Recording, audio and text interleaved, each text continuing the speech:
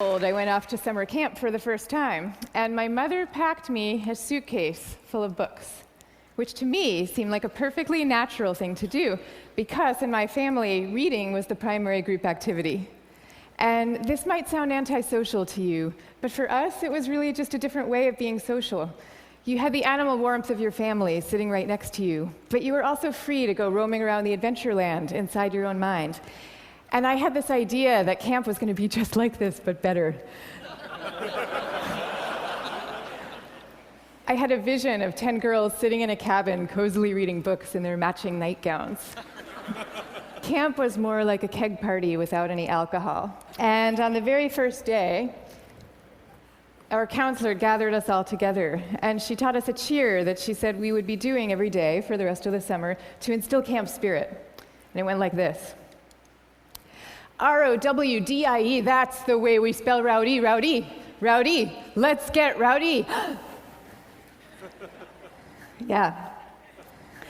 So I couldn't figure out for the life of me why we were supposed to be so rowdy, or why we had to spell this word incorrectly.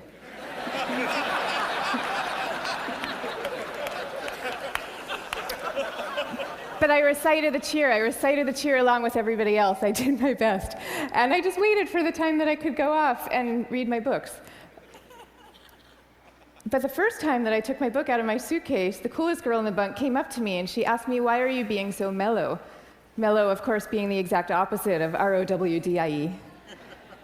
And then the second time I tried it, the counselor came up to me with a concerned expression on her face, and she repeated the point about camp spirit and said we should all really work very hard to be outgoing. And so I put my books away, back in their suitcase, and I put them under my bed, and there they stayed for the rest of the summer. And I felt kind of guilty about this. I felt as if the books needed me somehow, and they were calling out to me, and I was forsaking them. But I did forsake them, and I didn't open that suitcase again until I was back home with my family at the end of the summer. Now, I tell you this story about summer camp. I could have told you 50 others just like it. All the times that I got the message that somehow my quiet and introverted style of being was not necessarily the right way to go, and that I should be trying to pass as more of an extrovert. And I always sensed deep down that this was wrong, and that introverts were pretty excellent just as they were. But for years, I denied this intuition. And so I became a Wall Street lawyer, of all things, instead of the writer that I had always longed to be, partly because I needed to prove to myself that I could be bold and assertive too. And I was always going off to crowded bars when I really would have preferred to just have a nice dinner with friends. And I made these self-negating choices so reflexively that I wasn't even aware that I was making them. Now, this is what many introverts do, and it's our loss for sure, but it is also our colleagues' loss and our community's loss, and at the risk of sounding grandiose, it is the world's loss, because when it comes to creativity and to leadership, we need introverts doing what they do best. A third to a half of the population are introverts. A third to a half. So that's 1 out of every 2 or 3 people you know. So even if you're an extrovert yourself, I'm talking about your coworkers and your spouses and your children and the person sitting right next to you right now. All of them subject to this bias that is pretty deep and real in our society. We all internalize it from a very early age without even having a language for what we're doing. Now, to see the bias clearly, you need to understand what introversion is. And it's different from being shy. Shyness is about fear of social judgment. Introversion is more about how do you respond to stimulation, including social stimulation. So extroverts really crave large amounts of stimulation, whereas introverts feel at their most alive and they're most switched on and they're most capable when they're in quieter, more low-key environments. Not all the time, these things aren't absolute, but a lot of the time. So the key then to maximizing our talents is for us all to put ourselves in the zone of stimulation that is right for us. But now here's where the bias comes in. Our most important institutions, our schools and our workplaces, they are designed mostly for extroverts, and for extroverts' need for lots of stimulation. And also, we are living through this belief system. We have a belief system right now that I call the new groupthink, which holds that all creativity and all productivity comes from a very oddly gregarious place. So if you picture the typical classroom nowadays, when I was going to school, we sat in rows. We sat in rows of desks like this, and we did most of our work pretty autonomously. But nowadays, your typical classroom has pods of desks of 4 or 5 or 6 or 7 kids all facing each other. And kids are working in countless group assignments, even in subjects like math and creative writing, which you would think would depend on solo flights of thought. Kids are now expected to act as committee members. And for the kids who prefer to go off by themselves or just to work alone, those kids are seen as outliers often, or worse, as problem cases. And the vast majority of teachers reports believing that the ideal student is an extrovert as opposed to an introvert, even though introverts actually get better grades and are more knowledgeable, according to research. Okay, same thing is true in our workplaces. Most of us work in open plan offices without walls, where we are subject to the constant noise and gaze of our coworkers. And when it comes to leadership, introverts are routinely passed over for leadership positions, even though introverts tend to be very careful, much less likely to take outsized risks, which is something we might all favor nowadays. And interesting research by Adam Grant at the Wharton School has found that introverted leaders often deliver better outcomes than extroverts do, because when they are managing proactive employees, they're much more likely to let those employees run with their ideas, whereas an extrovert can quite unwittingly kind of get so excited about things that they're putting their own stamp on things, and other people's ideas might not as easily then bubble up to the surface. Now, in fact, some of our transformative leaders in history have been introverts. I'll give you some examples. Eleanor Roosevelt, Rosa Parks, Gandhi, all these people describe themselves as quiet and soft-spoken and even shy. And they all took the spotlight even though every bone in their bodies was telling them not to. And this turns out to have a special power all its own, because people could feel that these leaders were at the helm, not because they enjoyed directing others, and not out of the pleasure of being looked at. They were there because they had no choice, because they were driven to do what they thought was right. Now, I think at this point it's important for me to say that I actually love extroverts. I always like to say some of my best friends are extroverts, including my beloved husband. And we all fall at different points, of course, along the introvert-extrovert spectrum. Even Carl Jung, the psychologist who first popularized these terms, said that there's no such thing as a pure introvert or a pure extrovert. He said that such a man would be in a lunatic asylum if he existed at all. And some people fall smack in the middle of the introvert-extrovert spectrum, and we call these people ambiverts. And I often think that they have the best of all worlds. But many of us do recognize ourselves as one type or the other. And what I'm saying is that culturally, we need a much better balance. We need more of a yin and yang between these two types.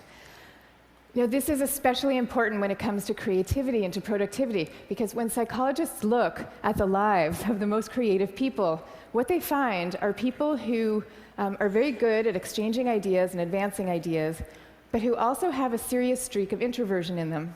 And this is because solitude is a crucial ingredient often to creativity. So Darwin, he took long walks alone in the woods and emphatically turned down dinner party invitations. Theodore Geisel, better known as Dr. Seuss, he dreamed up many of his amazing creations in a lonely bell tower office that he had in the back of his house in La Jolla, California. And he was actually afraid to meet the young children who read his books for fear that they were expecting him to be this kind of jolly Santa Claus-like figure and would be disappointed with his more reserved persona. Steve Wozniak invented the first Apple computer sitting alone in his cubicle in Hewlett-Packard, where he was working at the time. And he says that he never would have become such an expert in the first place had he not been too introverted to leave the house when he was growing up. Now, of course, this does not mean that we should all stop collaborating. And case in point is Steve Wozniak famously coming together with Steve Jobs to start Apple Computer. But it does mean that solitude matters, and that for some people, it is the air that they breathe. And in fact, we have known for centuries about the transcendent power of solitude. It's only recently that we've strangely begun to forget it.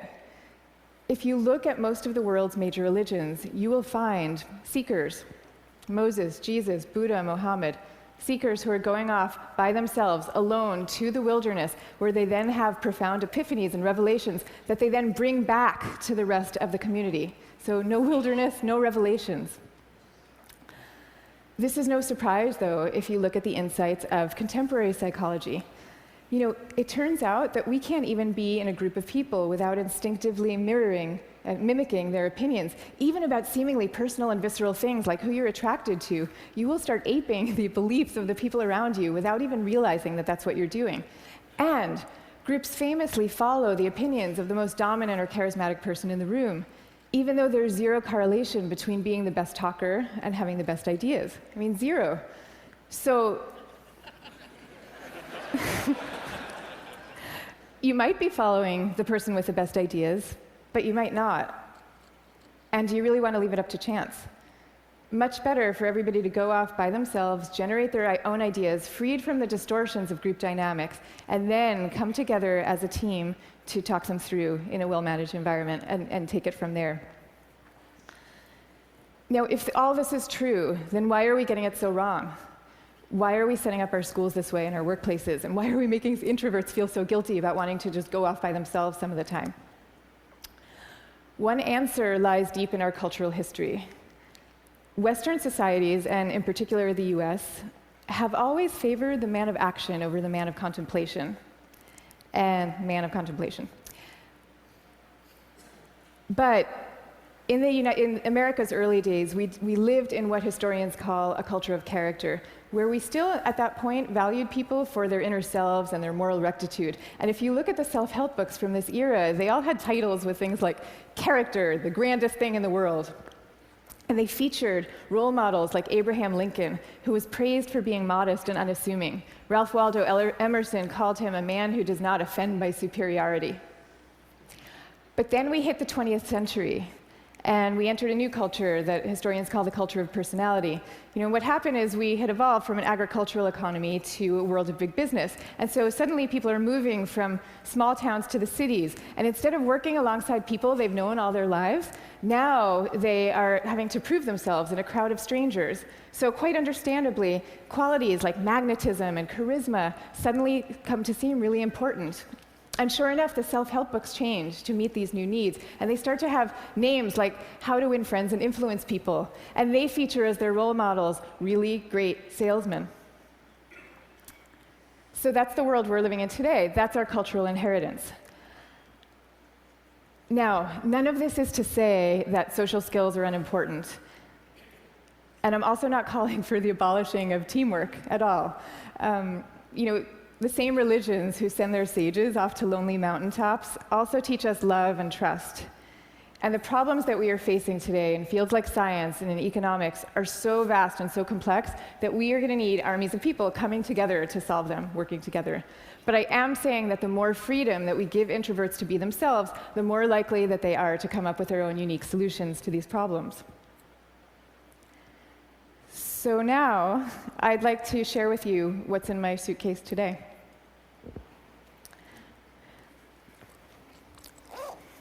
Guess what? Books. I have a suitcase full of books. Here's Margaret Atwood, Cat's Eye. Here's a novel by Milan Kundera. And here's The Guide of the Perplexed by Maimonides. But these are not exactly my books. I brought these books with me because they were written by my grandfather's favorite authors. My grandfather was a rabbi, and he was a widower who lived alone in a small apartment in Brooklyn that was my favorite place in the world when I was growing up, partly because it was filled with his very gentle, very courtly presence, and partly because it was filled with books. I mean, literally, every table, every chair in this apartment had yielded its original function to now serve as a surface for swaying stacks of books. Just like the rest of my family, my grandfather's favorite thing to do in the world was to read. But he also loved his congregation, and you could feel this love in the sermons that he gave every week for the 62 years that he was a rabbi. He would take the fruits of each week's reading, and he would weave these intricate tapestries of ancient and humanist thought, and people would come from all over to hear him speak. But here's the thing about my grandfather. Underneath this ceremonial role, he was really modest and really introverted, so much so that when he delivered these sermons, he had trouble making eye contact with the very same congregation that he had been speaking to for 62 years. And even away from the podium, when you called him to say hello, He would often end the conversation prematurely for fear that he was taking up too much of your time. But when he died at the age of 94, the police had to close down the streets of his neighborhood to accommodate the crowd of people who came out to mourn him. And so these days, I try to learn from my grandfather's example in my own way. So I just published a book about introversion, and it took me about 7 years to write. And for me, that 7 years was like total bliss, because I was reading, I was writing, I was thinking, I was researching. It was my version of my grandfather's hours a day alone in his library. But now, all of a sudden, my job is very different.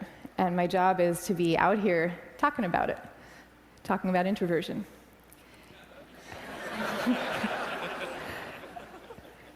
And that's a lot harder for me, because as honored as I am to be here with all of you right now, this is not my natural milieu.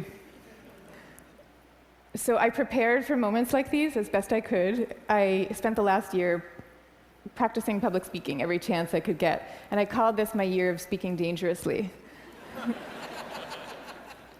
And that actually helped a lot. But I'll tell you, what helps even more is my sense, my belief, my hope that when it comes to our attitudes to introversion and to quiet and to solitude, we truly are poised on the brink of dramatic change. I mean, we are. And so I'm going to leave you now with 3 calls for action for those who share this vision. Number 1, stop the madness for constant group work. Just stop it. Thank you. And I want to be clear about what I'm saying, because I deeply believe our offices should be encouraging casual, chatty, cafe-style types of interactions, the kind where people come together and serendipitously have an exchange of ideas. That is great. That's great for introverts, and it's great for extroverts. But we need much more privacy, much more freedom, much more autonomy at work. School, same thing. We need to be teaching kids to work together, for sure. But we also need to be teaching them how to work on their own. This is especially important for extroverted children, too. They need to work on their own because that is where deep thought comes from, in part. Okay, number 2, go to the wilderness. Be like Buddha. Have your own revelations. I'm not saying that we all have to now go off and build our own cabins in the woods and never talk to each other again. But I am saying that we could all stand to unplug and get inside our own heads a little more often. Number 3, take a good look at what's inside your own suitcase and why you put it there. So extroverts, maybe your suitcases are also full of books, or maybe they're full of champagne glasses or skydiving equipment. Whatever it is, I hope you take these things out every chance you get and grace us with your energy and your joy. But introverts, you being you probably have the impulse to guard very carefully what's inside your own suitcase. And that's okay. But occasionally, just occasionally, I hope you will open up your suitcases for other people to see, because the world needs you and it needs the things you carry. So I wish you the best of all possible journeys and the courage to speak softly. Thank you very much.